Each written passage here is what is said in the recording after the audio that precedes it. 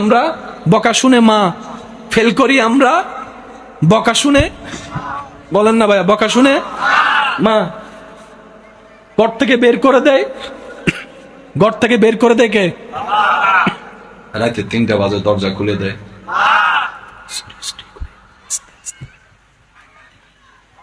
শুধু দরজা খুলে না, সিটের তলে পা তো রাখে। আর ভালোবাসা যখন সন্তান বুঝতে পারছে, ইয়া রব, এটা তো অকল্পনীয় ভালোবাসা।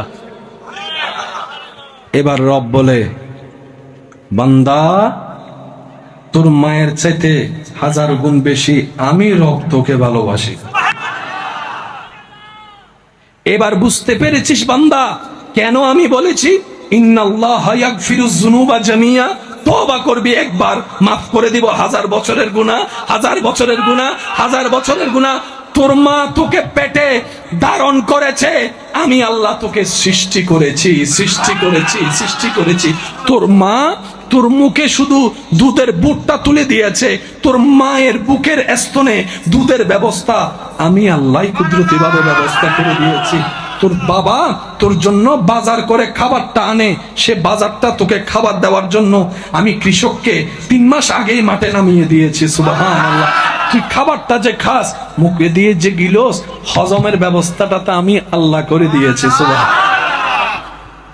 রব বলে যে আমি সবচাইতে বেশি আমার নবীর উম্মতদেরকে ভালোবাসি। আমাদের বেশিরভাগ মানুষের মাথায় বসে আছে সুখ, হয়তো ঘরের মাথার উপর যদি একটা ঢালাই করে ছাদ দিতে পারি, সুখটা হয়তো আমার হয়ে যাবে। কথা বলেন ঠিক কিনা?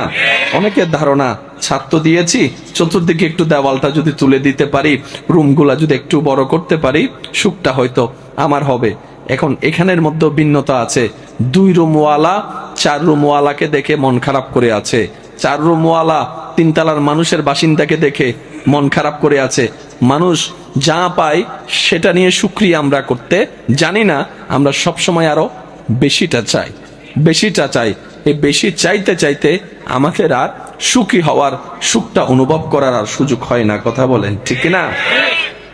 আল্লাহ তাআলা আমাদেরকে একটা ফর্মুলা দিয়েছেন, বান্দা সুখী যদি হতে চাও, সহজ করে দিলাম সুখটা। আল্লাহ কিভাবে? রব বলে যে যাই পাও, যতটুকুই পাও, যেভাবে পাও, হাসি মুখে আলহামদুলিল্লাহ বলতে থাকো, সুখের ব্যবস্থা আমি রব করেই দিব। যদি তোমার 2টা রুম থাকে, তুমি সেখানে বলো আলহামদুলিল্লাহ, কারণ সুখটা এসির বাতাস দিয়ে আসে না, আমি রবের রহমতের নজর দিয়ে আসে।